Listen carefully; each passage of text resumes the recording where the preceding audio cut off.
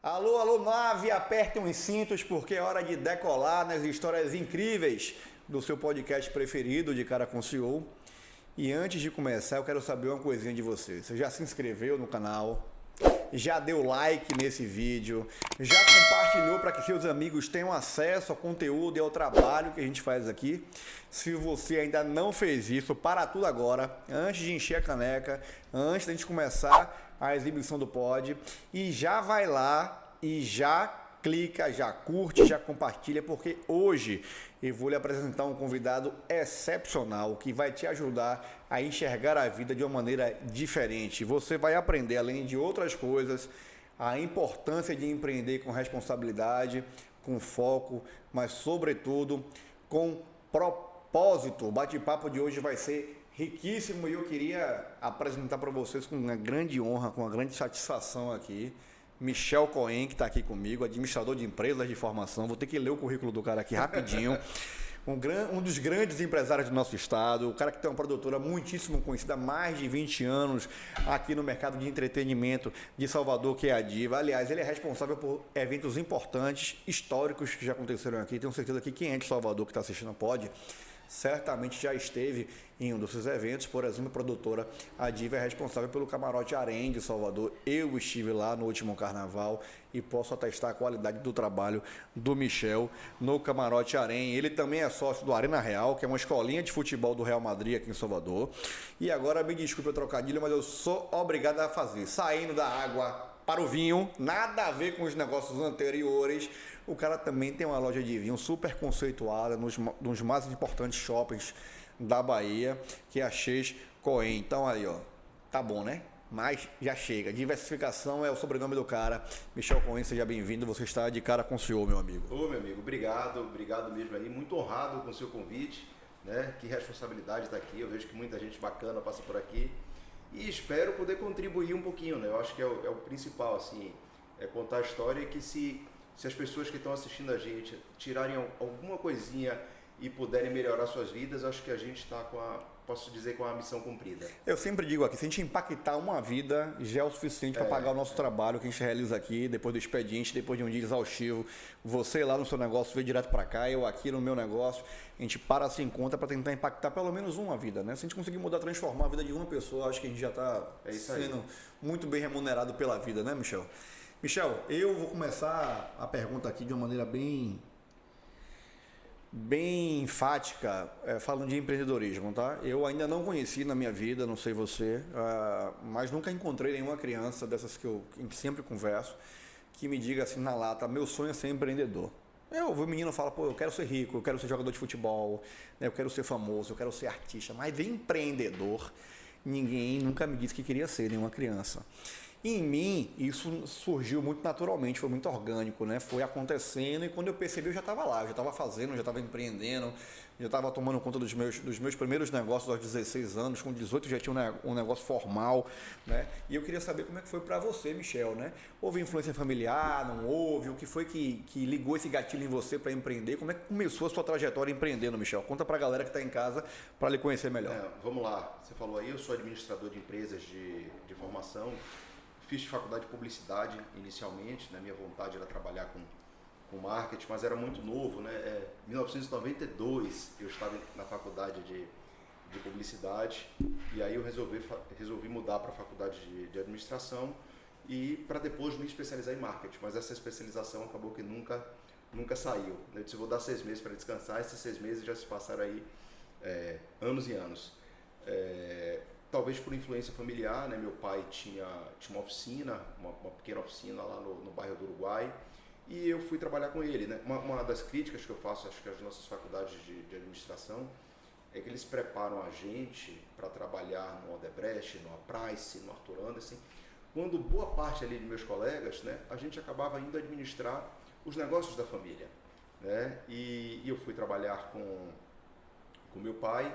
Ali você já começa a entender como é que é você estar à frente do negócio, né? Você ser seu patrão e seguir lá durante... Quantos anos, Michel? Isso eu tinha, puxar pela memória aí, eu tinha 22 anos. Desde que eu entrei na Na faculdade eu já comecei a trabalhar com ele, eu estagiei no Banco do Brasil, estagiei na Perini e depois fui trabalhar com ele, então já formado eu já trabalhava com ele. E aí lá na frente, né, eu trabalhando com ele, surgiu uma proposta de eu trabalhar numa boate que tinha aqui em Salvador, chamada Fashion Club, que inaugurou em 2001. Eu não vou dizer que eu conheço porque eu vou dizer que eu sou velho. A Fashion inaugurou em dezembro de 2001.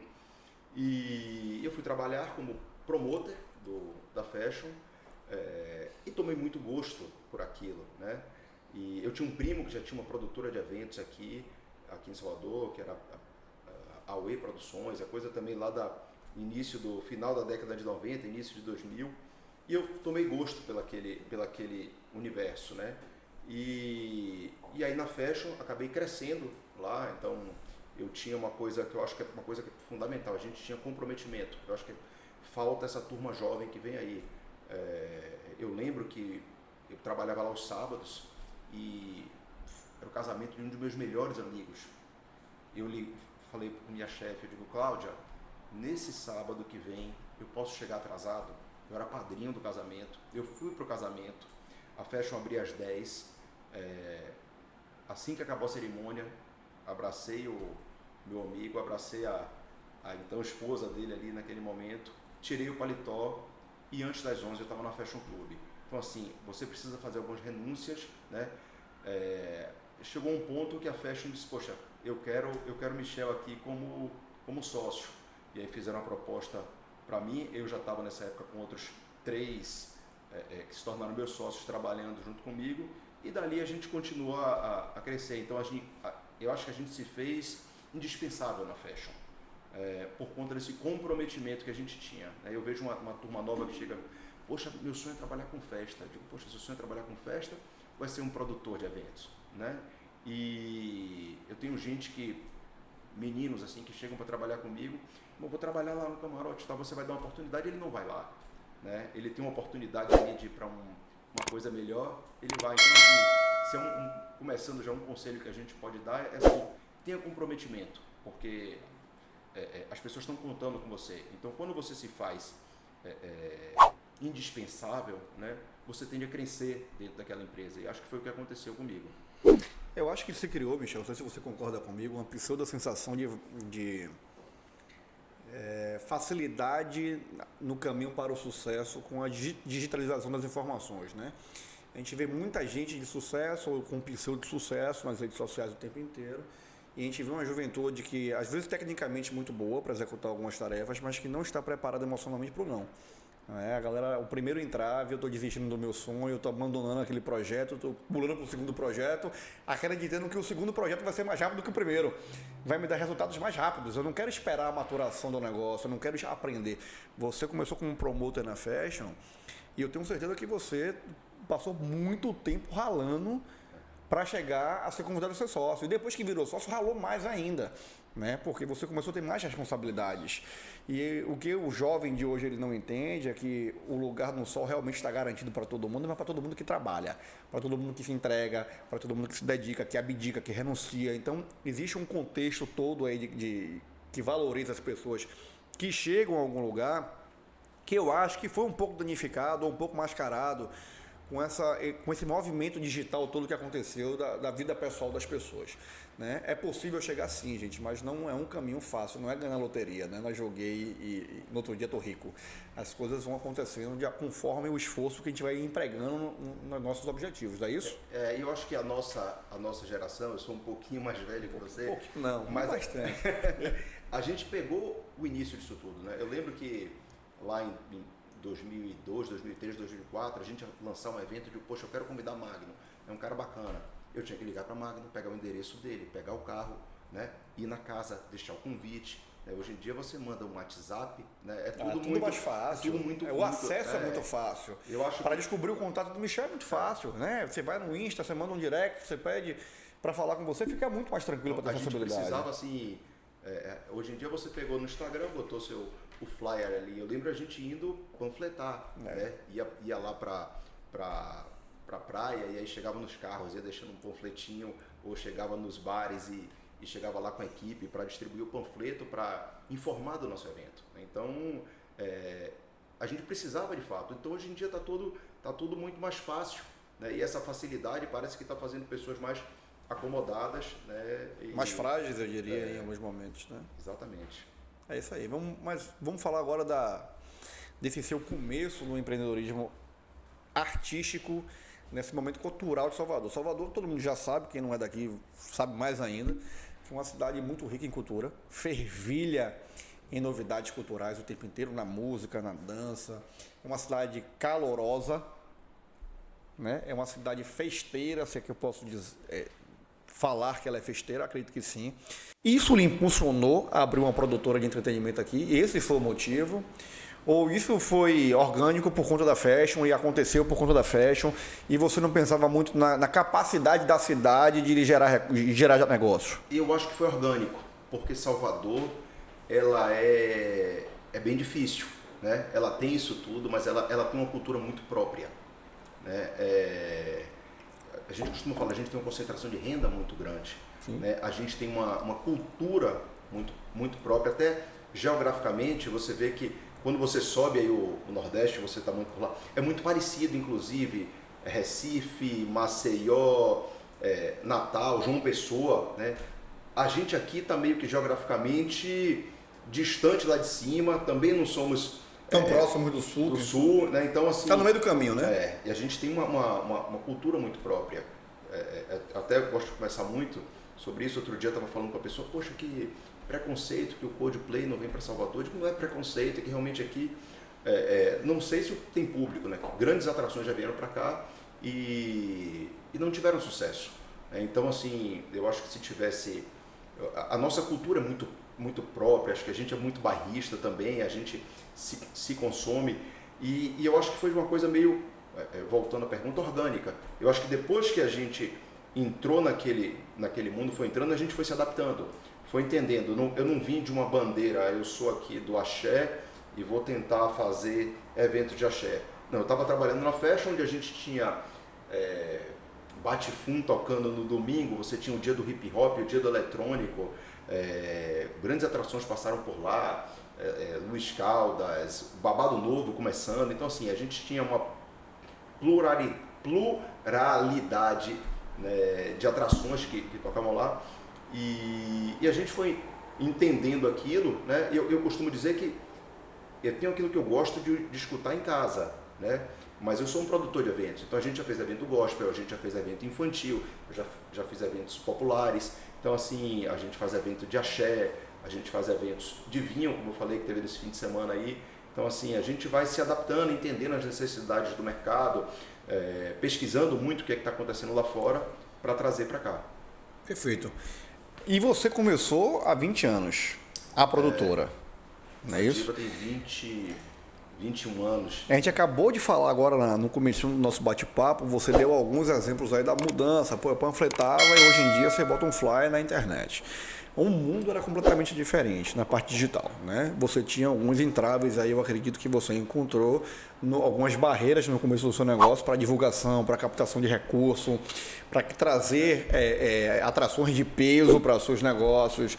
Eu acho que tudo isso deve ter mudado muito dentro dessa perspectiva de 20 anos que você atravessou na linha do tempo para os eventos como são hoje em dia. Eu, por exemplo, que estou de fora aqui, vou lembrar aqui, por exemplo, eu para ir para uma festa sua, eu tinha que chegar na bilheteria, comprar lá o meu ingresso para chegar e entrar na parada. Hoje em dia não, hoje em dia você vai comprar na internet, você recebe um QR Code no celular, chegou lá, bota na telinha e entrou. Isso é uma perspectiva minha que estou de fora do negócio. Com certeza muitas outras coisas mudaram. Me conta aí o que é mais que você acha assim, qual foi o grande agente transformador realmente na área de eventos e produções de festas em Salvador ou no mundo, com essa digitalização toda que você tem? Né, o que mais impactou positivamente, o que mais impactou negativamente no seu negócio? Vamos lá, hoje é muito mais fácil você comunicar, né? Antigamente é mais fácil e mais barato. Antigamente você precisava fazer uma campanha de outdoor, uma campanha de rádio, o que você gastava ali, sei lá, 30% do seu orçamento era em mídia, né? Então você precisava realmente investir pesado para as pessoas ficarem sabendo, né? Desde, como eu falei, contratar uma placa de outdoor, contratar um busdoor, contratar uma empresa para fazer panfletagem. Então, tinha empresas especializadas nisso, fazer panfletagem na rua. Então, hoje é mais barato. porque é mais fácil você comunicar seu... Não tem o custo do papel, né? Não, você comunica mais fácil seus eventos. Talvez esse seja o grande facilitador. A pessoa compra o ingresso, como você falou, então a gente precisa, não precisa muito, a pessoa entrou ali, pegou um QR Code, fez o pagamento, muitos já têm até o cartão de crédito cadastrado ali, chegou, apresentou o QR Code, a gente com o celularzinho também faz a leitura, então assim, isso é muito fácil. Por outro lado, tem uma coisa que eu acho que é muito, muito ruim, né? Me incomoda até no nosso negócio hoje, as redes sociais, ela virou um ambiente muito hostil, né? Um ambiente onde a pessoa transfere ali toda a sua frustração, toda a sua chateação, né? E assim, é muito chato pra gente, às vezes, que você está produzindo o evento ali, que você fez com... Claro que você tenta atender a todos da melhor maneira, mas às vezes você vê comentários ali injustos, né? Comentários, às vezes, que você não sabe ali se foi de fato de uma pessoa que esteve lá ou de alguém que simplesmente está querendo prejudicar por alguma razão, né? Se é um concorrente ou uma pessoa realmente de má índole, né? Qual a razão? Então isso e aí outras pessoas que estão vendo ali podem tomar como verdade aquilo ali. Então isso talvez assim seja uma das coisas também que o outro lado da moeda, dessa mesma moeda da facilidade, né? Você está ali exposto a todo tipo de... O nível de exposição é muito alto, né? Quanto mais a gente mostra, principalmente sucesso, mais você está exposto aos famosos haters aí que tem por aí, que é até uma palavra super bonita de falar, haters, né? Eu fechei meu Instagram, né?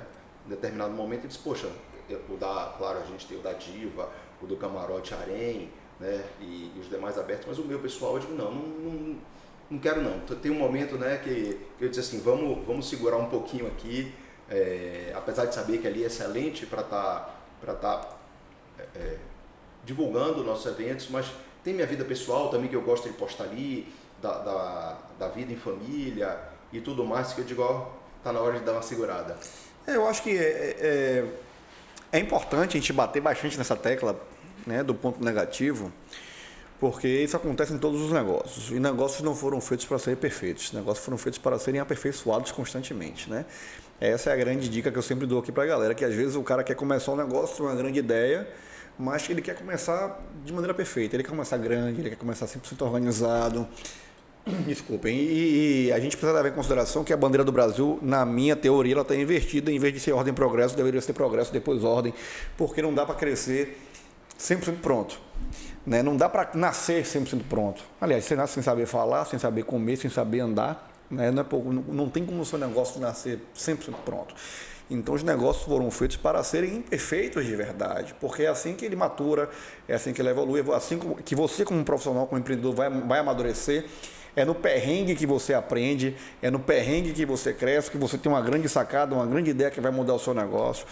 Então, geralmente, quando eu vejo uma crítica, por mais que eu tenha dúvida, por exemplo, que ela seja verídica ou não, por mais que eu veja que tem um carregamento de ódio ou não, eu sempre tento levar para o lado positivo. Cara, o que eu posso mudar disso aqui? O que eu posso aperfeiçoar disso aqui? Então, assim, é realmente uma carga muito ruim que o digital trouxe para a gente, essa exposição ao nível que a gente não consegue filtrar o que é verdadeiro, o que não é verdadeiro, o que é justo e o que não é justo.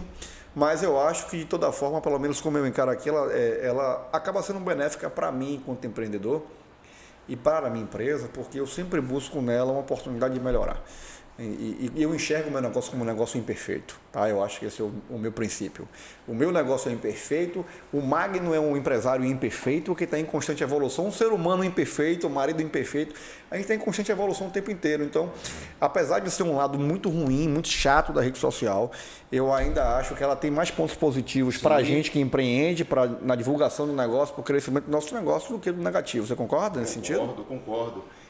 O que eu falo que acontece muito também, se você parar para ver até, você escolher um restaurante para ir, você pega ali para ver se for ler os comentários, você acaba desistindo antes de provar. Não, você vê algumas pessoas que no mesmo restaurante deram nota máxima e outros colocaram como horrível. Eu acho que é muito da experiência pessoal. Perfeito. É o seguinte, você chegou no Camarote Arém, né? Você chegou, tá ali com um amigo, daqui a pouco você olhou aquela menina que você paquerava e você dá de cara com a menina, começa a conversar com ela, tomou uma bebida, daqui a pouco ficou com ela, você, poxa, sua noite foi linda. Da mesma forma, você chegou ali no camarote Harém, você dá de cara com sua ex, com um carioca de 1,90 m, daqui a pouco você virou pro lado, se bateu, a cerveja do cara derramou em você, você chegou na menina, tomou um fora, sua noite foi horrível. Então, você acaba levando o que aconteceu com você, é a nota que você dá àquela experiência ali. Quando, pela sua vivência. Pela sua vivência, né? Então, você foi jantar com sua esposa, poxa, você teve uma noite super agradável, a comida não tá nem tão boa, mas você disse, poxa, foi tudo lindo, né? Da mesma forma, você não está numa noite boa com ela, teve uma briga, uma discussão naquele dia, você já vai achar que o restaurante não foi tão bom, né? Então, é muito da sua experiência pessoal, né? É isso que eu quero falar. Mas acho que você está certíssimo, a gente tem que fazer sempre sim, eu lá na empresa, a gente fala sempre isso. Para mim, eu sempre sou culpado, eu sempre tento ser culpado de tudo. Eu digo assim, se teve um problema no marketing, a culpa é minha. Então, eu tenho que estar sempre querendo melhorar, né? Se tem uma coisa que eu falo o tempo todo, eu não me permito ser medíocre, né? Acho que a gente tem que buscar sempre excelência. E você busca excelência sabendo onde é que você está errando, né? E assumindo o erro. Eu acho que o mais importante é você assumir o erro para você poder melhorar, porque enquanto você quer dar desculpas para aquele, você não vai crescer, você não vai evoluir, você não vai corrigir. Com certeza. Né? A linha de pensamento é exatamente essa. E uma outra coisa que é importante para quem está em casa, que está no digital e que vive a vida dos outros, que vive a experiência do outro, é aprender a julgar as pessoas, os negócios e os parceiros pela experiência que eles têm com você, né? Pela sua própria experiência. Não julgar ou ter um preconceito de julgamento com relação à experiência futura baseado na experiência que outra pessoa teve, porque tudo depende da energia, né, que eu estou disponibilizando para aquela relação para poder Sim. ter uma boa experiência. De repente, você falou aí, você não está num bom dia, eu estou fechado para novas experiências. Né? Eu briguei com minha esposa, fui jantar, obviamente eu não estou num clima legal, obviamente que o meu emocional não está bom, a comida não vai descer legal, a bebida não vai descer legal, o vinho não vai ser bom, a comida não vai ser boa, o garçom vai ser chato, o manobrista vai estar de sacanagem comigo, tá pegando meu carro por último. E você entra isso aí a gente até ficou batendo papo, você entra numa espiral negativa. Isso aí. Faça uma experiência com você tem que pense uma coisa ruim e perceba que você está pensando, você começou a pensando mal da sua esposa ou do seu marido, você já está pensando mal do seu chefe, aí você já está pensando mal dos seus amigos, ele vai numa espiral que você precisa cortar isso. Então, assim, ele vai levando, né? Vai lhe levando para aquele caminho que você tem que ter consciência, fazer um corte daquilo, para não entrar naquela espiral negativa. É isso aí, é isso aí. Michel, como é que foi o movimento de retomada dos eventos pós-pandemia, né? Com certeza a galera do setor de eventos foi a que mais sofreu durante esse período, os artistas, os produtores, a galera da base, que muitas vezes a galera não fala, né? Aquela que trabalha para poder realizar aquilo ali, da iluminação, do som, do holding, né? Aquela galera que está ali na base, fazendo com que tudo funcione, promoter, né? Que você foi um dia um promoter e que dependia desse movimento econômico. Tenho certeza que foi uma péssima fase para vocês. Estrategicamente, pós-pandemia, era trabalhar com saudosismo de quem estava sem festa, era trabalhar com eventos menores, eventos mais populosos, era hora de arriscar tudo, de jogar todas as fichas no pós-pandemia para tentar recuperar 2 anos sem eventos. Como é que foi essa estratégia que vocês criaram no pós-pandemia? Foi bem difícil, né? Foi bem duro. A gente passou 2 anos, né? Fomos os primeiros a parar e os últimos a voltarmos, né? Então, você colocou bem aí. A gente, às vezes, quando pensa em entretenimento, pensa nos grandes camarotes, pensa em Ivete Sangalo, em Bel, em Gustavo Lima. Estão ganhando dinheiro fazendo live, mas esquece das bandas de pequeno e médio porte. E essas bandas têm seus músicos, essas bandas têm seu hold, né? Essas bandas têm seu técnico de som. E que essa turma realmente passou fome, né? Eu posso dizer você que passou fome. A gente, no começo da pandemia, fez um jantar lá na Checoen, um jantar solidário. A gente promoveu, convidou vários amigos, empresários e toda a verba foi destinada. A gente pegou algumas bandas de conhecidas nossas e mandou o dinheiro para essas bandas. Mas, Marcos, eu disse a você os vídeos que eu recebi de pessoas que receberam R$200, R$300, assim, chorando de emoção, dizendo, poxa, consegui botar comida em casa. Então, assim, quem tinha gordura, viveu da gordura, né? A gente penou, Mas teve gente que realmente que não tinha gordura, então sentiu na carne direto, né? Passou fome. Então foi muito difícil para nós, né? Principalmente porque a gente não sabia quando é que a pandemia ia encerrar. Se dissesse a você, Michel, você vai ficar 2 anos aí, eu vou tirar 2 anos sabático, vou Fazia a sua previsão de reserva. A gente não sabia. Então a gente manteve o escritório funcionando por mais de 1 ano, pagando o salário de todo mundo, né?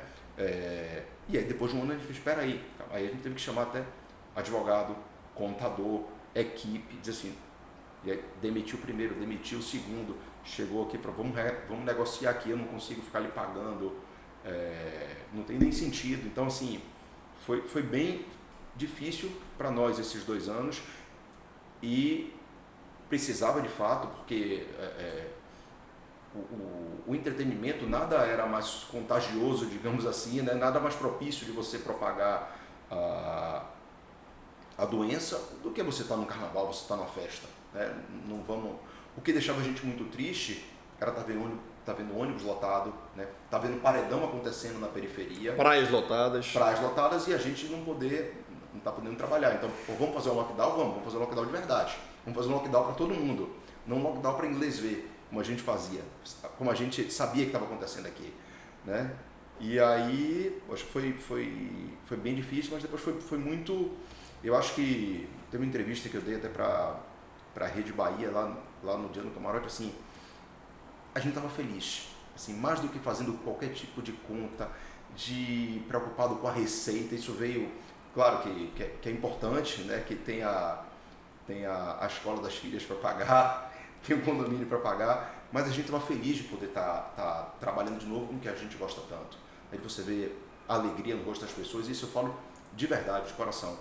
Quando você vê as pessoas ali felizes, que a gente trabalha tentando produzir felicidade, alegria e diversão. A gente sabe que tem aquela pessoa ali que juntou aquela grana, que dividiu, que ela está ali querendo extravasar, ela está ali querendo, é o momento dela afogar as mágoas dela, ela quer ali curtir, extravasar. Então, quando você vê as pessoas ali felizes, curtindo, assim, para nós foi assim, foi super gratificante. Eu acredito, como você falou, que no entretenimento, você acaba vendendo sonhos, né? Principalmente no pós-pandêmico, né, Michel? A gente viu ali as lives no começo, que foi uma solução encontrada pelos artistas para beneficiar outras pessoas que estavam na base do negócio, que não tinham uma gordura para queimar. A gente também, nesse momento, a gente começou a aderir a uma cultura de apoio também à parte cultural de algumas bandas aqui, principalmente para as lives. A gente tinha muito trabalho com esporte, mas a gente vai chegar nessa parada mais para frente do esporte. E nessa hora da pandemia, a gente começou a ver que tinham bandas locais que estavam precisando da gente para o mínimo, né? Para o básico. E a gente também se solidarizou com relação a isso, mas eu acho que teve um momento que as lives começaram a ser tão massíficas e maçantes que o encanto foi perdido, né? Porque as pessoas perceberam que estavam sós, né? Porra, tô aqui com a banda, mas não tô. Tô aqui na festa, mas cadê meu amigo? Né? Cadê minha namorada? Cadê meu paquera? Cadê aquela galera que eu encontrava e curtia e dava risada e depois parava na Kombi para comer um feijão, né, antes de ir para casa? Não tinha mais esse convívio. Então eu acho que o que vocês entregaram depois da pandemia foi a capacidade de devolver ao ser humano, né, a quem trabalha com festa pelo mundo todo aí, devolver para o ser humano a capacidade de sonhar em tempos melhores. As pessoas precisavam sorrir, precisavam dançar, precisavam cantar, extravasar, tirar aquele sentimento preso no coração de solidão. E eu acho que vocês conseguiram propiciar isso muito bem depois da pandemia e continuam fazendo lindamente, como foi agora exemplo no Camarote Arinha, agora no final, no Carnaval, que eu passei lá e fui muito feliz no dia que eu estive, viu?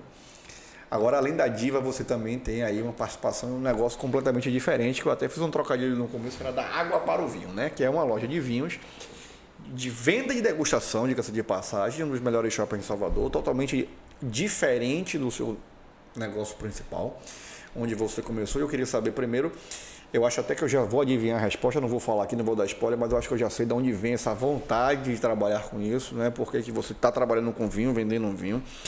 E como é que você conseguiu unir as duas paixões, cara? Porque você foi lá, tinha uma produtora, montou a loja de vinho degustação, que é super conceituada aqui, a Chescoen. E aí depois, de repente, você vai montar o Wine Lovers. E já está na 4ª edição do Wine Lovers, que é simplesmente um evento, né, que é um evento para amantes de música, de festas e de vinho. Esse é o evento do casamento da diva com a Chescoen, né? Wine Lovers, né? Porque a gente tem um show de Jal, a banda Dr. Soul, que tocou esse fim de semana lá na Pupilene, então é uma festa, né? Só que com vinho. Então você tem toda a estrutura da Chescoen lá, a gente leva o nosso By the Glass, que é uma máquina de vinho, que você pode tomar os vinhos em taça. Então assim, é o casamento, né? Eu acho que o Wine Lovers é o casamento da Che com a diva. E por conta da diva, a gente acaba tendo uma relação muito boa com a indústria de bebida. E a gente foi patrocinado no Camarote Harém pela Conchitoro. E eu tinha uma relação muito boa. E aí eu estava numa viagem no Chile, quando voltei, conheci a Conchitoro lá. E aí falei com um amigo meu, com o Lucas, que na época ele era da Conchitoro. Eu digo, Lucas, passou pela minha cabeça aqui, será que não daria uma certa loja da Conchitoro aqui em Salvador? Aí ele me disse, eu daria. Agora eu acho que não teria que ser exclusiva. Eu acho que você teria que trabalhar uma loja... Multimarca, com várias. E aí, falei com outro amigo que era... Ele fez, Michel, acho que temos pernas para andar aí, como dizem os portugueses ditado, vamos... Ele apresentou um plano de negócio, eu disse, achei o negócio realmente viável, apresentei a Giga, meu sócio, e digo, ó, pintou uma oportunidade aqui, né? A gente viu que no mercado aí tem essa lacuna, né? E acho que a gente pode explorar. A gente já tinha uma parceria com o shopping desde que o shopping abriu, e aí apresentamos a ideia para o shopping adorou, né? E estamos lá há 7 anos, né? Essa brincadeira aí vai fazer 7 anos agora em agosto. Eu sou suspeito de falar porque eu adoro passar lá, né? Porque o ambiente é bacana, o vinho é de qualidade, o atendimento é sensacional, então o preço é bom. Então, assim, eu sou muito suspeito, né? Mas é um negócio fantástico. E a união das duas, então, maravilhosa. E a gente brinca, né? Que ali fala assim, se tudo der errado, a gente bebe o estoque. E toma uma, né? A gente bebe o estoque, então assim... mas assim, é algo que acabou que virou... Meu pai começou a trabalhar lá comigo, então virou algo também afetivo, né? De ter meu pai lá dentro. Foi quando o negócio do meu pai até que ele tinha deu errado. Aí eu disse, ô pai, então vem pra cá. E aí botei ele dentro da Chescoen, o nome inclusive Chescoen em homenagem a ele, né? É o Coen dele, não o meu. Perfeito. Então assim, eu quis fazer uma homenagem a ele. A gente tem ascendência francesa e o Che é casa de Coen, né? O Chescoen. Eu quis fazer uma homenagem a ele, né? E que bom que eu pude fazer ele não está mais conosco, mas assim... Que homenagem em vida. Homenagem em vida. Hoje, se chegar lá, tem uma fotozinha dele lá. As cinzas dele estão lá. Foi uma questão, assim, foi um lugar que ele foi tão feliz, eu digo nada mais justo do que deixar meu velho aqui. Então, é algo realmente que nos dá prazer, mas até aproveitar que você fala sobre esse assunto, né? Talvez o grande concorrente que a gente tem, o grande dificultador que a gente tem na Chescoen, não é a Casa 10, não é o Almacém Pepe, são os vinhos que entram contrabandeados no país, né? E eu acho graça, né? Digo, pô, meus amigos que estão ali tomando aquele DV Catena que compraram um insight e discutindo, falando da corrupção no país. Eu digo, pô, você está comprando um produto que entrou contrabandeado, né? Que você sabe que ele é contrabandeado e está querendo falar, né? Apontar o dedo lá para cima. Então, é realmente o que nosso maior concorrente, o que incomoda, mas... Ainda é a cultura do brasileiro que acaba com o brasileiro, né, Michel? É que eu brinco, o mal do Brasil é o brasileiro, né? Então a gente quer apontar o dedo lá para cima e não olha para o nosso próprio nível. E a gente, se a gente soubesse quão nocivo é essa prática de comprar produtos piratas ou contrabandeados, eu sei que muitas vezes é a realização de um sonho. Pô, eu quero beber um DV Catena e eu não posso comprar um DV Catena. Como você não está bebendo um DV Catena, cara? Muitas vezes não. Ou às vezes se você está comprando fruto de algo que é ilícito, ilegal e que está levando muitas vezes drogas e armas para comunidades inteiras, devastando vidas inteiras. Então, muitas vezes a gente não pensa no produto final da ação que a gente está fazendo. E o produto final nunca é o vinho. O produto final Sim. é a ilicitude que está por trás dele. Vi uma matéria outro dia que tinha PCC ligado a esse, perfeito. Né? Perfeito. Ao contrabando de vinho. Então, assim, quantas vidas, né, não são ceifadas e perdidas nesse movimento. para você tomar seu vinho ali de Ou na pirataria de qualquer tipo de segmento, de qualquer área, é algo que a gente tem que pensar, né? É melhor você fazer uma poupancinha um pouquinho maior. Aproveitei aqui para fazer meu desabafo. Não, mas valeu, foi super social, inclusive, porque eu acho que é um tema super importante para ser debatido pelas autoridades e pela sociedade, porque faz parte do comportamento do brasileiro buscar o caminho mais fácil sempre. E por muitas vezes o caminho mais fácil a gente mede pelo resultado imediato que a gente tem, que nem sempre é tão satisfatório e nem sempre é tão relevante perto das ações negativas que a gente leva por conta de uma atitude nossa. Então acho que vale a pena quem está em casa refletir sobre isso. Quem está agora abrindo uma garrafa contrabandeada, pelo amor de Deus, ó, finge que não é com você, vai na cozinha, vira na pia e pega uma original para beber, viu? Ou abra seu vinho contrabandeado e diga, poxa, eu sou corrupto. Não aponte o dedo lá para Brasília e fale do deputado, do senador, do ministro, tá? Eu sou corrupto, tá? Então, sou a favor da corrupção, porque senão você passa a ser hipócrita, né? Se você está apontando o dedo para lá e não tá olhando para seu umbigo, você nada mais é do que um hipócrita. Olha só, Michel polemizando aqui já hoje, aqui no De Cara com CEO, gente. Vamos lá, Michel continua diversificando, eu já falei no começo, já deu spoiler. O cara tinha produtora de eventos, tá? O cara montou a loja e aí de repente ele quer ser sócio de uma loja, de um campinho de futebol, de uma escolinha de futebol do Real Madrid, no terraço de um shopping de Salvador. Uma parada que é diferente, hoje não era uma coisa que era rotineiro aqui no estado, né?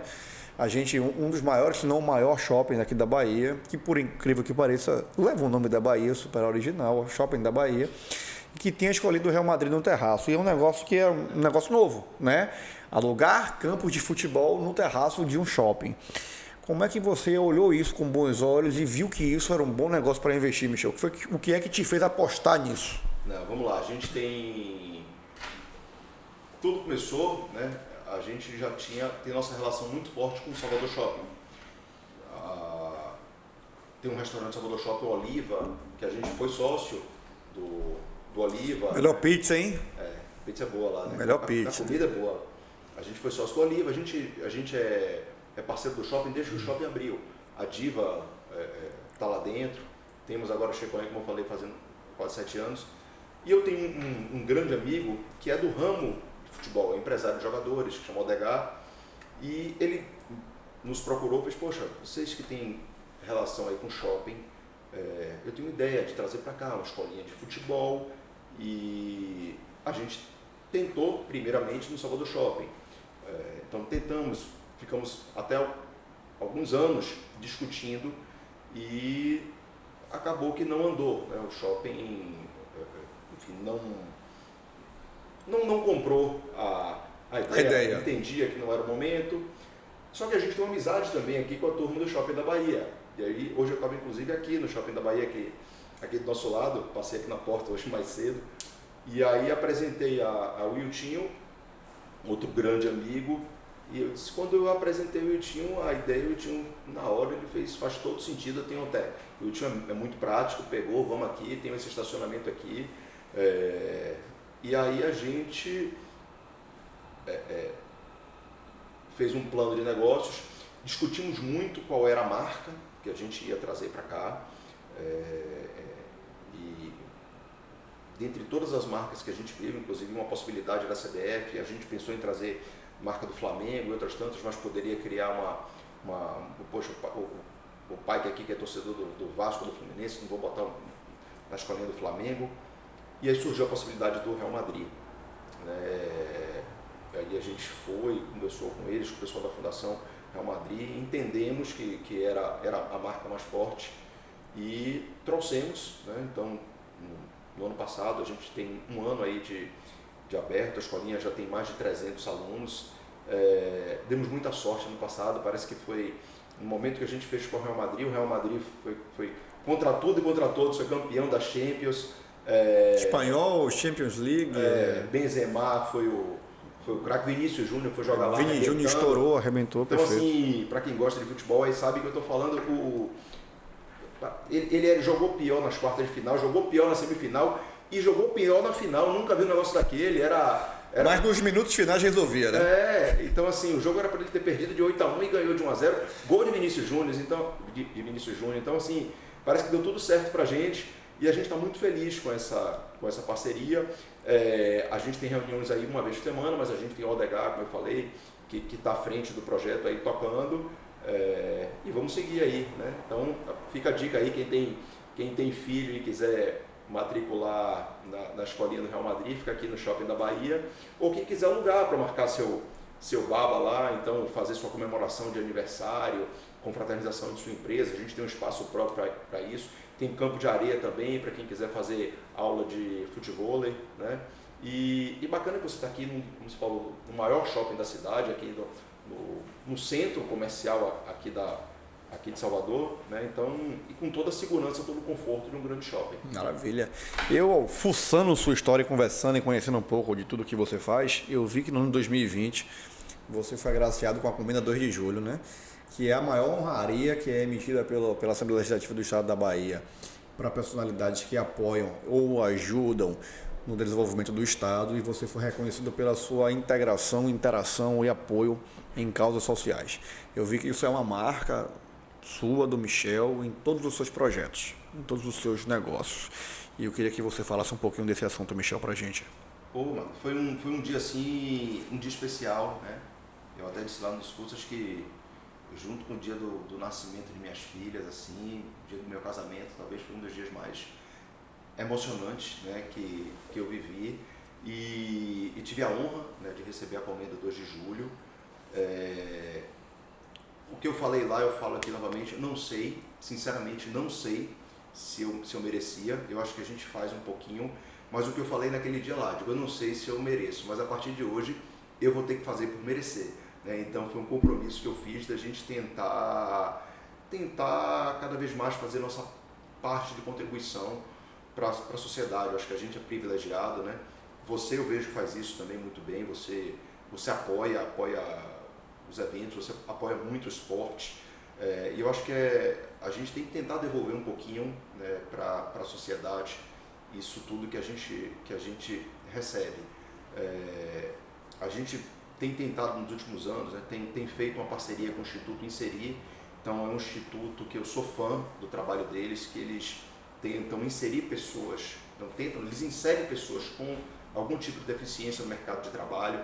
Então eles capacitam essas pessoas para estarem lá. Então, se você chegava na entrega do Arente, a menina com síndrome de Down, você tinha lá no camarote cadeirante trabalhando, você tinha na parte de massagem, eram cegos que davam massagem, quando o camarote ainda era no Salvador, para até hoje a gente não tem mais espaço de massagem, mas quando era lá, essa massagem era feita por cegos. Então assim, e eles trabalham muito bem. A menina que era autista, que trabalhava com a gente, era assim, ela era um espetáculo, né?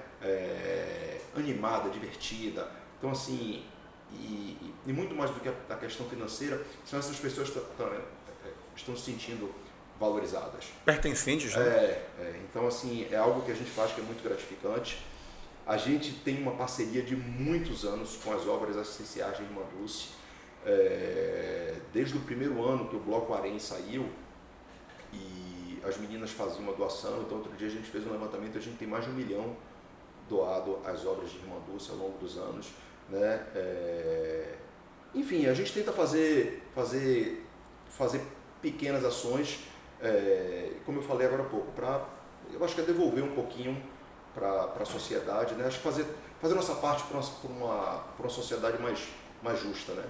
E é tão pequeno diante daquilo que a gente consegue realizar, né, Michel? Eu acho que você falou aí, o esporte para mim ele é a peça-chave de reinclusão, de inclusão, de socialização, de ressocialização. É o maior mecanismo de educação e disciplina. Então, eu que sou fruto do esporte, posso falar isso com muita propriedade. E toda vez que eu posso engajar ou trabalhar em prol de algum atleta ou algum sonho de atleta, ou muitas vezes não, às vezes é só um moleque que quer treinar, eu acho que isso é fundamental na minha existência, né? Independente do pseudo bem que eu estou proporcionando para alguém, me faz muito bem, né? Levar essa possibilidade que eu tive lá atrás para outras pessoas também terem. E a gente recebe depoimentos fantásticos, cara. Eu, assim, às vezes é muito pouco, é tão irrisório que você, como você disse agora há pouco no começo da conversa, é o prato de comida que está faltando na casa de alguém. Né? É a capacidade do cara se alimentar para ir treinar, para poder manter um sonho dele vivo, um sonho dele aceso. E são desses diamantes brutos que saem grandes atletas, como tem o caso do Malhadinho, né? Que é um dos nossos atletas aqui da casa e que vai ganhando o mundo. Outro dia eu brinquei com ele, só vai ter um dia que nem eu vou conseguir falar com você não vai nem mais me atender. Se lembra onde tudo começou, pelo amor de Deus, não me abandone. E o moleque está ganhando, não tenho dúvida nenhuma que vai ser um dos grandes nomes do esporte mundial, pela dedicação, pela entrega, pela seriedade com que ele leva o trabalho dele. E a importância também que ele tem hoje na sociedade esportiva para mostrar o exemplo de que é possível chegar. Então, o trabalho que a gente faz é um trabalho de recuperar, de inserir, de lapidar crianças através de projetos para que elas possam estar envolvidas em ambientes melhores, para que elas possam ter capacidade cognitiva melhor, para que elas possam ter interação social melhor, para que elas possam ter disciplina, respeito aos pais, respeito ao concorrente, ao adversário, ao colega de trabalho, que é o que falta muito hoje no mercado. Então, se todo empresário soubesse que a contribuição dele, por menor que seja, pode ser mínima, que cada contribuição que ele fizer na sociedade que ele está inserida pode transformar a vida de alguém, ele faria mais investimentos na área social. Então, meu amigo, eu tenho muita honra de estar conversando com você aqui hoje, pelo que você faz no social também. Eu acho que é fundamental essa sua atividade e toda vez que eu vejo alguém fazendo, eu digo assim, pô, eu me emociono, me arrepio, porque é aquilo que o mundo dá de volta pra gente, é justamente aquilo que a gente implanta. Eu acho que a gente ainda faz muito pouco. Eu acho que a gente pode e deve fazer mais. Eu também acho. Eu me cobro muito isso, Michel, sabia? Você se cobra também essa questão? Muito. Eu tenho feito uma... Eu tenho tentado agora, né? Engraçado é isso, né? Eu tenho tentado agora dar um pouco do meu tempo, né? Porque eu acho assim, é muito fácil. Eu tenho hoje o Médicos Sem Fronteiras e o ActionEd, que, poxa, abaixo do... Mas não deu uma participação sua efetiva, física. E eu estou tentando. Engraçado que eu tenho uma certa dificuldade disso, né? Eu tenho tentado junto a algumas instituições e não estou tendo esse retorno de dedicar um turno uma vez por semana. Eu acho que assim, você ir lá e de fato colocar a mão na massa, né? Eu tô tentando, eu vou conseguir, né? E às vezes uma palavra, um abraço, ele vale mais do que o dinheiro, né? Quando a gente ajuda, né? Eu acho que às vezes é mais importante. Uma das coisas que eu tentei, eu vou aproveitar e falar, eu acho que a gente vai chegar lá, né? Falar da questão de saúde, de tudo que eu... Estamos chegando. Vamos chegar. Mas assim, eu fiz uma proposta, as duas... Eu tenho duas oncologistas, eu brinco, então eu vou em Clarissa Matias, eu vou em Anelisa Coutinho, uma na AMA e uma no NOB. E eu fiz assim, poxa, eu quero vir para cá uma vez por semana, um turno, para acompanhar algum paciente que esteja fazendo químio e que esteja sozinho.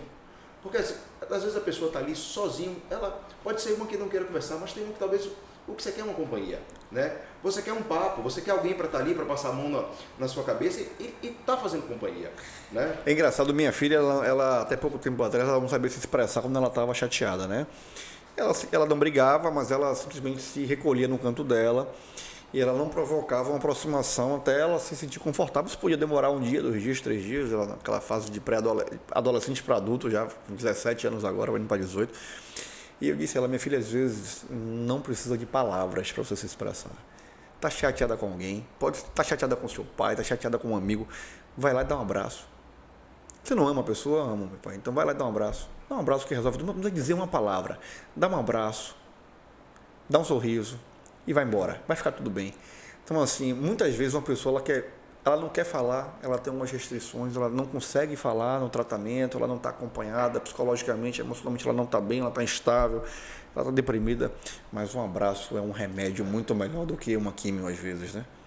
E às vezes quando você está lá naquele momento de vulnerabilidade, você e eu, a gente tem que marcar depois, escolher uma pessoa, a gente já conversou bastante, para lhe entrevistar, né? Tem que inverter o papel, porque a sua história é uma história muito bonita também, uma história inspiradora, né? Então a gente tem que escolher muito bem essa pessoa que vai sentar aí e você vai vir pro lado de cá para ele entrevistar. Já me propuseram isso, o dia que eu vou ficar de cara com o senhor, eu disse, gente... Vamos ver quem vai ser esse CEO aí, né? Mas assim, eu acho que nós dois já passamos por uma experiência que eu lembro que tudo que eu queria naquele momento que eu estava lá era companhia, né? Até porque quem está deitado ali na cama, você não pode tomar um abraço, mas você quer alguém para segurar sua mão, né? Você quer saber que você não está sozinho ali. Então foi nesse sentido que eu me predispus. Ainda vou conseguir com uma das duas, né? Mas assim, é tentar dar algumas horas da minha semana, né? Nem do dia, né? Para estar ali, né? E eu acho que talvez faça mais bem a gente que faz do que quem está recebendo ali. E chega de spoiler, porque tem gente que ficou em casa muito curioso agora com esse momento da conversa. Eu comecei a conversa prometendo para vocês que o Michel ia ajudar você a enxergar a vida de uma maneira diferente, por uma nova ótica. E esse momento chegou agora, para mim é o momento mais importante do pod, Michel. Eu sei que é um assunto, talvez seja o assunto mais delicado, o assunto que eu vou tocar aqui agora, mas eu acho que é o assunto mais inspirador, cara. Eu acho que você precisa falar cada vez mais sobre isso, porque você pode transformar a vida de muita gente de verdade. Eu percebi isso com a minha própria história e acho que você pode ser uma ferramenta de iluminação, de fato, do caminho de muita gente que está por aí em casa. Quem está vendo hoje Michel aqui sentado comigo, empresário versátil, que diversifica muito, cara de sucesso, super produtivo, engajado com causas sociais, com comidas importantes pela Assembleia Legislativa do Estado da Bahia. Não imagina que em 2021 foi um ano tão difícil para o Michel, né? Um ano de tantas provações, digamos assim, em que a vida dele deu um giro de 180 graus, cara. O Michel, ele foi... A saúde dele exigiu uma atenção diferente, né? Ele teve que se voltar ao cuidado pessoal, porque ele foi diagnosticado com câncer no pâncreas, com metástase no fígado. Não foi isso, Michel? Conta pra gente esse processo da doença, o que passou na sua cabeça, como é que ficou os seus negócios, onde você se amparou, onde você buscou forças, porque, como eu te disse mais cedo no bate-papo da gente, você é um cara que não tem nenhum traço de um paciente oncológico que faz tratamento. Então, eu acho que a sua história tem que ser contada no detalhe realmente para quem está em casa, para que você possa servir de farol mesmo para quem está precisando. Conta o que foi que mudou na sua vida, na sua relação familiar depois que você descobriu essa doença, cara. Tomara, né, que a gente tem até o mesmo professor, né? Professor no mestre, que a gente chama, que é Minotaurinho, ele até brincou comigo, assim, ele fez, Michel, você precisa falar, né? Você precisa contar. Eu disse, mestre, se for para ajudar algumas pessoas, vamos sim, né? Eu acho que é o intuito disso aí. Pois é, como você falou, 2021 foi um ano bem desafiador. Não tenho problema zero em falar, você falou assim, é delicado, eu acho que eu falo com a maior naturalidade, né? É muito tranquilo para mim falar sobre isso. Eu fui diagnosticado com câncer no pâncreas, com metástase no fígado, fazendo um check-up de rotina, zero sintoma. Isso foi início de março, dia 12 de março para ser preciso, e pouco mais de um mês depois, em maio, eu já estava na mesa de cirurgia. Foi uma cirurgia bem delicada, né? Passei 10 horas e pós-cirurgia passei ainda 3 dias no TI, foram dias bem difíceis. Isso que eu estava falando, na UTI tudo que eu queria era alguém ali do meu lado. Eu tive um suporte muito grande da minha família, da minha esposa, dos meus irmãos. Da minha irmã veio de São Paulo, era Dia das Mães, minha irmã largou o marido e o filho lá e veio para cá. Essa minha irmã vai ter a gente, além do meu amor, ela tem também minha gratidão. E eu fui muito bem acolhido, né? Eu tenho um sócio, que é Giga Sampaio, que ele conseguiu também me dar todo o suporte na minha ausência no trabalho. Era um momento de implementação aqui da Arena Real, por exemplo, e eu estava off, precisei ficar off disso aí. E, enfim, como eu estava falando, em maio eu fiz a cirurgia, era para ter sido uma cirurgia curativa, mas pós-cirurgia a gente descobriu, fazendo a biópsia, que o bichinho era um pouquinho mais agressivo do que a gente imaginava, né? Era um tumor grau 3, de 1 a 3, né? E aí, já em agosto, ele retornou, a gente fez uma nova cirurgia em novembro, mas ele insistiu em voltar de novo, e aí a gente entendeu, né? Fala a gente aqui, conversando com as oncologistas, que ia ficar enxugando gelo. Não tem sentido a gente ficar abrindo aí se ele está voltando. Então vamos fazer um tratamento de forma mais sistêmica, e desde junho do ano passado eu comecei a fazer a quimioterapia. É a quimio oral, então é muito tranquilo, né? Eu fico 14 dias em tratamento, 14 dias off. Então a única coisa que eu tenho de fato é um enjoo, né? Mas nada que as mulheres não sintam durante a gravidez. Então assim, tem que graças a Deus que é só isso. Mas eu acho que o ponto principal disso tudo foi a questão que a gente já começou da cabeça, né? Eu acho que quando você faz pequenos ajustes na sua cabeça, você começa a encarar as coisas de uma maneira diferente. Então eu acho que foi quando eu realizei isso, né, que eu comecei a dizer assim, poxa, obrigado meu Deus, porque você chega lá faz, poxa, você está com um tumor no fígado, tipo, obrigado meu Deus que ele não foi pro pulmão, né? Teve um dia que a radiologista estava comigo lá, que eu comemorei, ela olhou para mim e fez, esse cara tá maluco, né? Eu fiz, não, olhe para cima, e aí ela entendeu, ela fez, realmente seu pulmão está limpo, então eu digo, eu vou agradecer a isso. Então quando você começa a fazer esses pequenos exercícios que a gente fala, de você entender que o copo para você pode estar sempre meio cheio, né? Foi o que a gente conversou ali agora há pouco também. Eu dei um exemplo para você, disse, pô Magno, estou 1 ano fazendo químio e o tumor não regrediu nada. Ou eu posso dizer, pô Magno, estou 1 ano fazendo químio e o tumor não evoluiu nada, que massa. É o mesmo acontecimento que a gente está analisando ele de dois prismas completamente diferentes, né? E é uma coisa tão básica, tão elementar, mas que às vezes falta a gente realizar, né? Realizar, acho que a palavra é essa que me vem, e colocar em prática.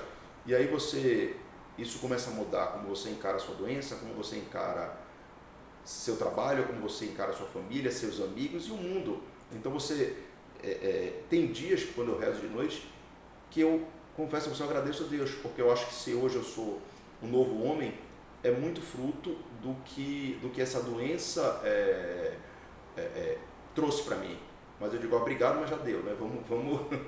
Vamos trabalhar para subir. Mas não foi só isso, né, Michel, em 2021. Você também teve no meio do caminho, no meio do seu tratamento, seu pai também foi diagnosticado. Como é que foi esse momento em que você teve que... Foi o dia que eu olhei para o céu e disse, alivie. Tá bom. Foi por a aí, única né? vez. Foi a única vez. Eu olhei para o céu e disse assim, poxa, alivie, né? Porque eu e meu pai ao mesmo tempo, né? Meu pai foi morar lá em casa enquanto eu estava iniciando o tratamento dele, mas eu liguei para meus irmãos, né? Eu tenho uma irmã que mora na Alemanha, um em São Paulo e um em Brasília. Os 3 vieram. Né? Então assim, eu não vou conseguir cuidar de mim e não vou conseguir cuidar de meu pai ao mesmo tempo. E na mesma hora, assim, você percebe assim, a família junta, unida em prol De um né? único propósito. E aí eles vieram para cá. Infelizmente, meu pai em outubro acabou aquele ano falecendo.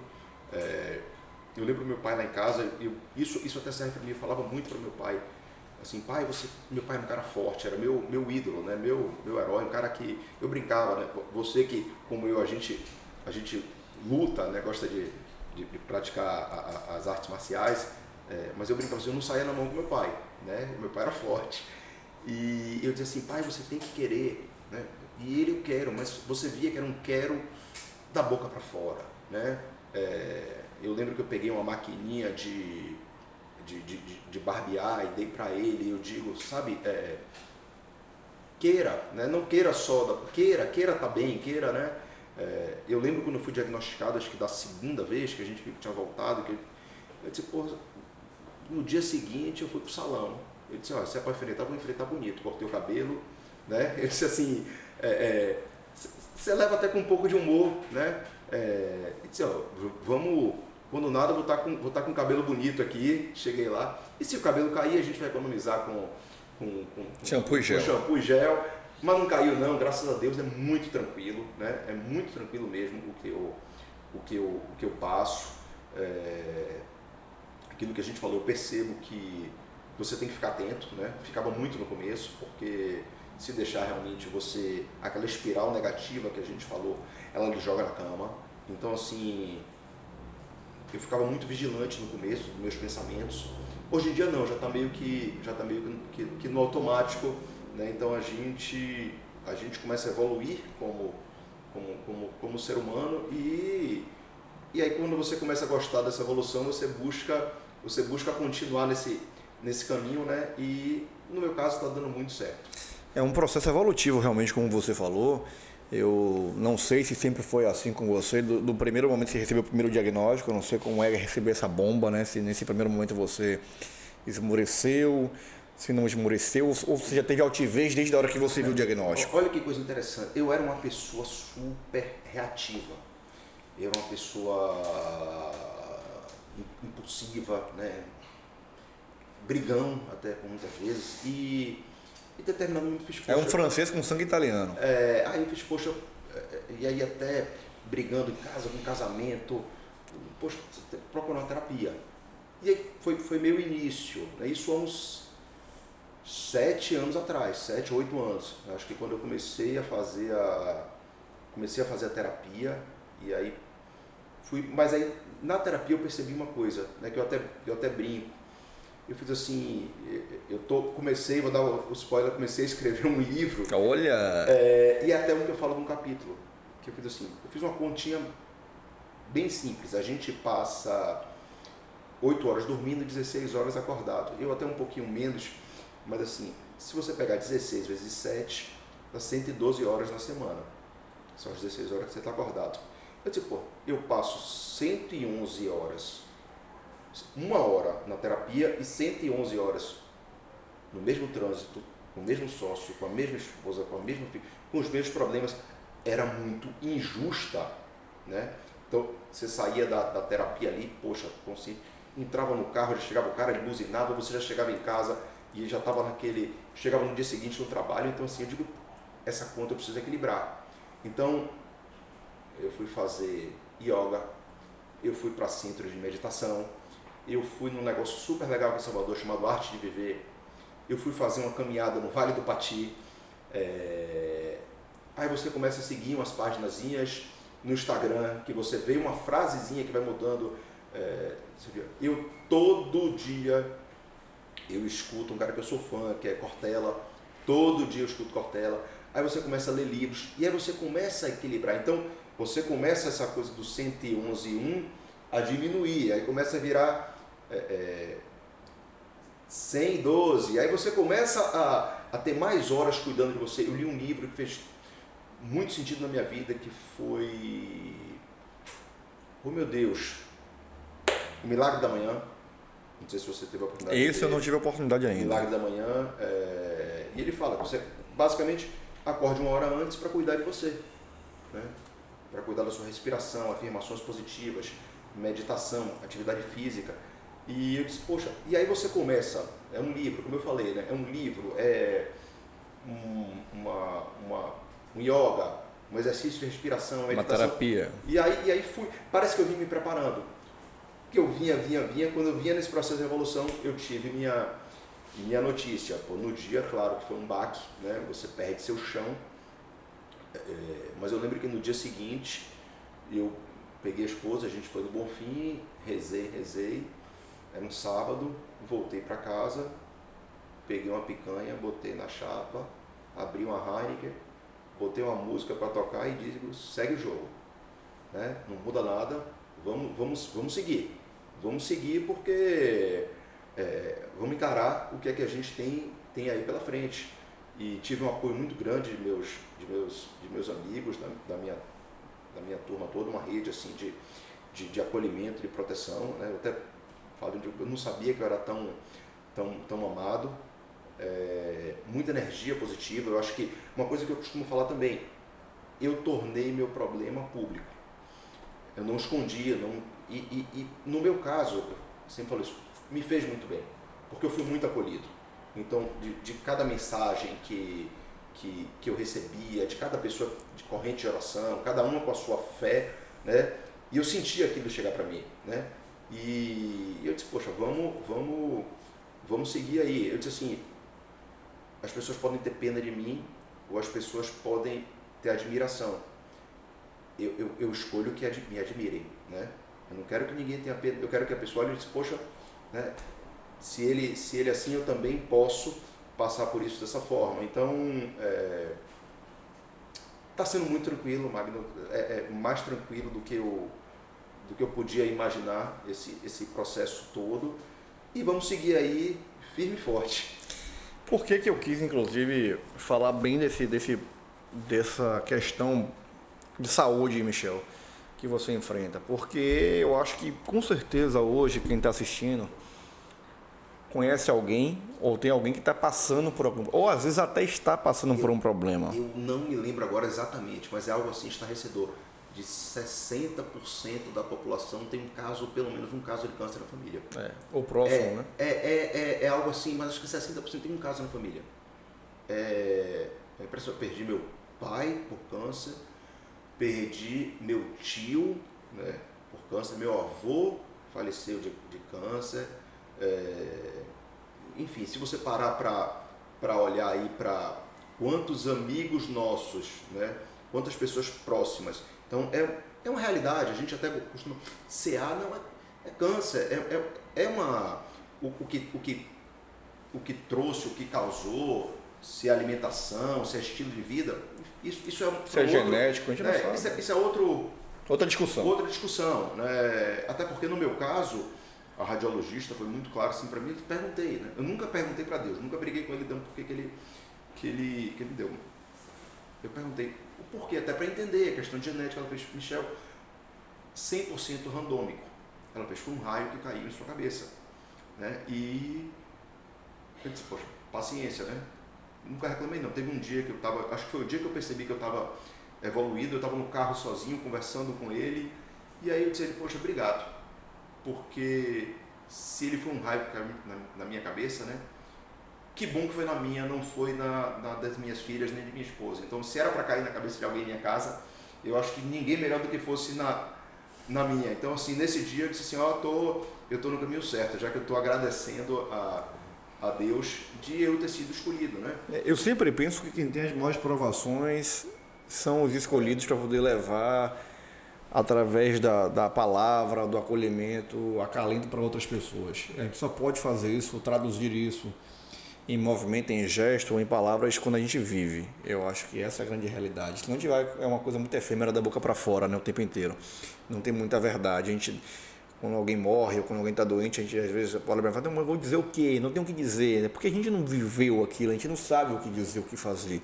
Quem vive e quem é escolhido por algum desígnio de Deus a passar por um momento de dificuldade como você passou e atravessou em 2021 e vem atravessando, por mais que você diga que é tranquilo, é porque tem a capacidade, ou porque pode ter a capacidade de levar essa mudança na vida de alguém. Obviamente, a gente sabe que é uma doença que, por muitas vezes, o emocional acaba contribuindo para a falência do corpo humano, no sentido da continuidade da vida. Então, é muito importante, independente se o problema que você está atravessando hoje é um câncer, gente, ou se o problema que você está atravessando hoje é um problema matrimonial, se é um problema financeiro, se é um problema na sua empresa, se é um problema de relacionamento com alguém, encara o seu problema com uma nova ótica. Transforma, não enxerga, não olha para o problema, olha para a solução do que você tem na mão, olha para as ferramentas que você tem ainda para poder traduzir isso. A gente falou aqui mais cedo, eu acho que assim, você tem que se preocupar com o que está sob seu domínio. E muitas vezes o que está sob seu domínio é apenas a sua reação, sua resposta, né? Eu não consigo dominar o trânsito, mas eu consigo dominar como eu vou reagir a esse trânsito, né? A gente falou agora, eu não tenho domínio sobre a minha doença, né? Mas eu tenho um domínio como eu posso responder a ela, né? Se eu posso abaixar a guarda ou se eu posso levantar a cabeça. Guarda alta sempre, né? Então...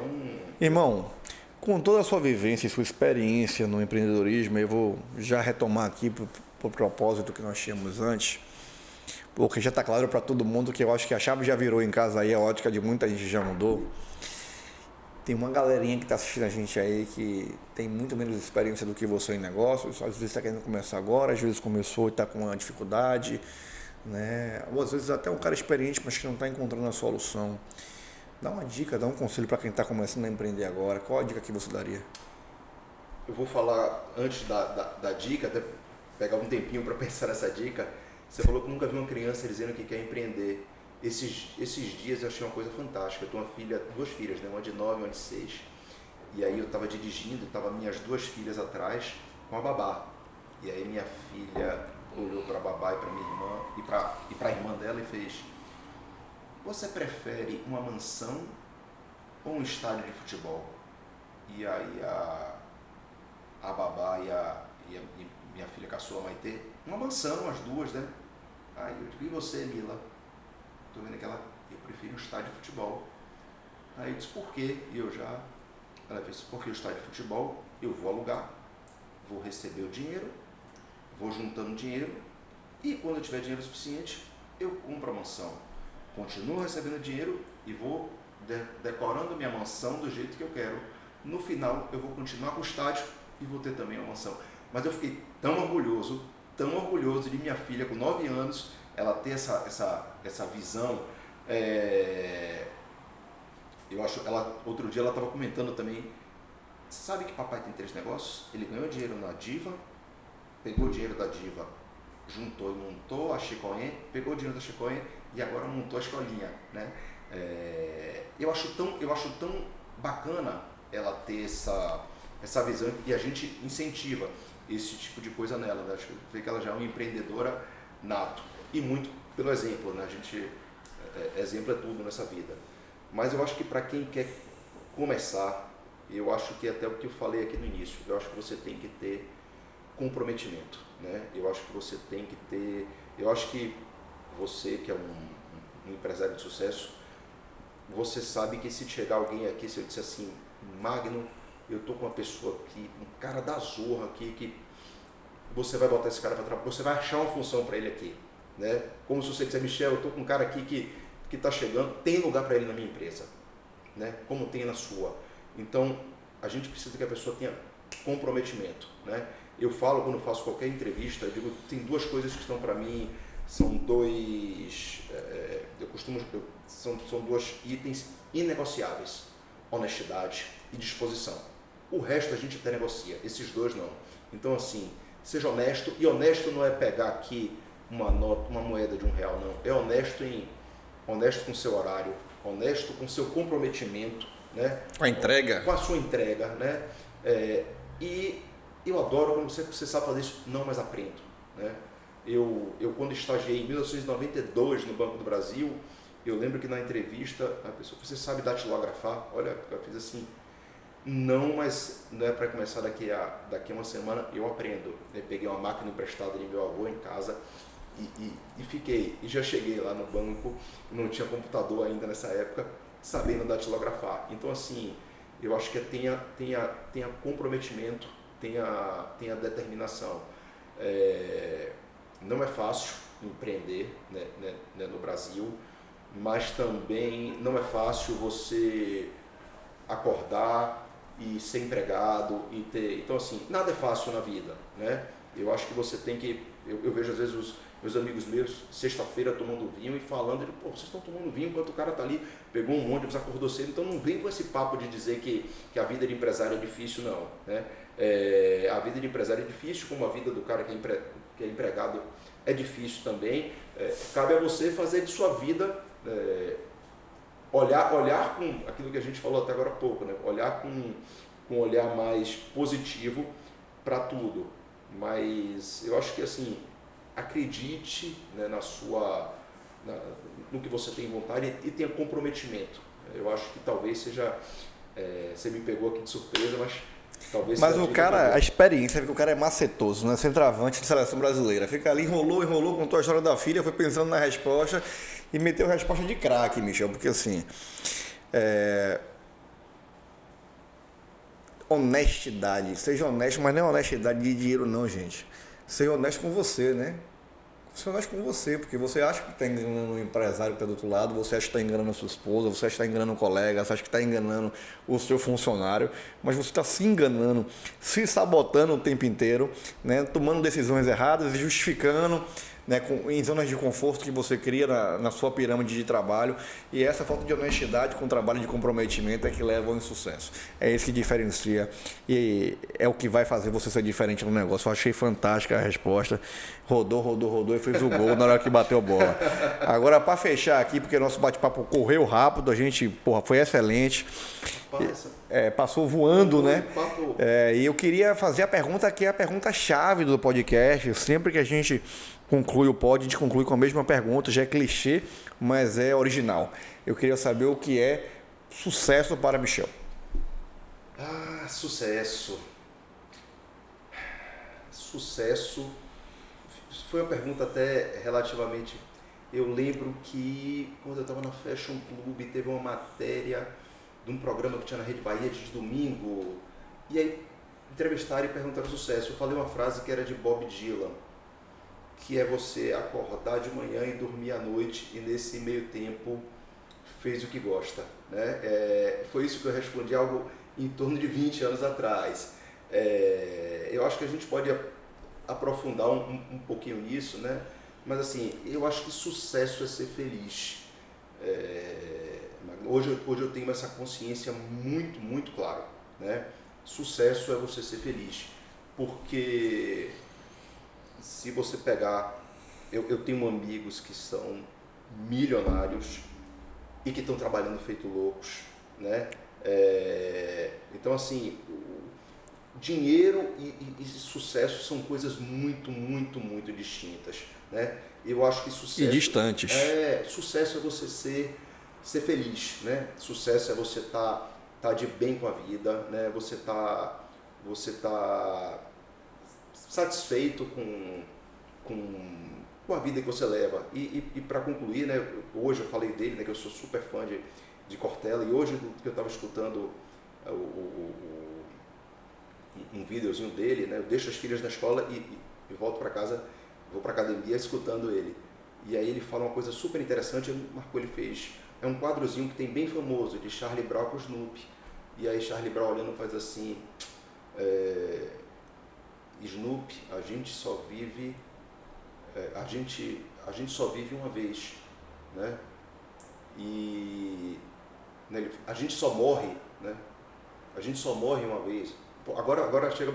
Deu branco. Deu branco, mas ele fala sobre isso. E aí Snoopy faz...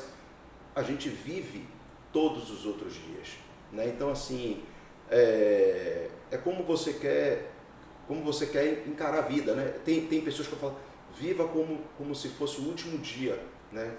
Viva como se fosse o último dia de sua vida. Eu digo o contrário, eu entendo que viva como se fosse o primeiro dia de sua vida, né? Olha quando você chega numa viagem, quando você chega deslumbrado, no último dia você já está meio que cansado, querendo voltar para casa. Então, viva a vida como se você estivesse vendo tudo pela primeira vez, né? Como você vai ver tudo, você vai ver mais beleza, você vai viver com mais encantamento, você vai ser mais feliz e você, por tabela, vai ter mais sucesso. Olha que maravilha. Michel, eu quero chamar a produção da gente aqui para poder entregar um mimo do nosso podcast para você. Levar uma pequena lembrança, uma recordação dessa sua participação aqui hoje. Obrigado, que bacana. Pode abrir, fica à vontade, pode bisbilhotar. Essa canequinha é show de bola, né? De cara com CEO. Joia. Aqui você sabe que tem destino, né? Tem destino, foi de propósito, foi proposital. Foi para as filhas. Foi proposital, cara. E eu já vi que tem uma camisa bonita aqui também. E é nosso... Não é vinho, porque vinho você tem demais lá já. Então vamos trabalhar agora diferente aqui para poder fazer uma diferença, irmão. Meu irmão, muitíssimo obrigado. Foi um prazer, uma honra estar aqui. Uma honra ter sido convidado. E espero aí que essa sua grande audiência, se alguém possa pegar alguma palavrinha aí do que a gente falou aqui e tornar a sua vida melhor. Eu acho que a gente atingiu o que a gente queria, né? Eu só tenho que agradecer também, ele parabenizar pela sua história, cara, pela sua contribuição à sociedade, pela maneira como você se reinventou, pela sua resiliência, determinação, pela fé, pela coragem, né, pela sua capacidade de transmitir isso em palavras com tanta serenidade para outras pessoas. Eu acho fundamental. Espero que quem está em casa também, que tenha assistido o episódio de hoje, tenha se transformado de alguma forma, como o Michel falou, que tenha conseguido enxergar algum detalhe na vida que possa ser visto de maneira diferente, né? Que possa ter refletido em alguns momentos sobre as suas ações, sobre os seus comportamentos, sobre como mudar a ótica com relação aos problemas que você enfrenta. Se você gostou, deixa aqui o comentário, não esquece de dar o like no vídeo, não esquece de entrar e fazer parte da nossa comunidade no YouTube, não deixa de compartilhar esse vídeo. Você viu como ele é importante para tanta gente, você viu como ele é fundamental na vida de alguém que você conhece hoje, que está precisando de ajuda, está vendo que foi cirúrgica a conversa de hoje, então manda, compartilha, não deixa de me seguir lá no Instagram também, com @MagnumLuiz, com 2 S, porque o S é de sucesso, eu gosto de sucesso em dobro, então você tem que ir lá. Vai lá, me manda um direct, diz quem é que você quer ver aqui sentado no lugar do Michel para a gente ter o próximo bate-papo. Espero que vocês tenham gostado muito do conteúdo de hoje. Vamos para frente, vamos voar. Irmão, obrigado. Obrigado a você, viu?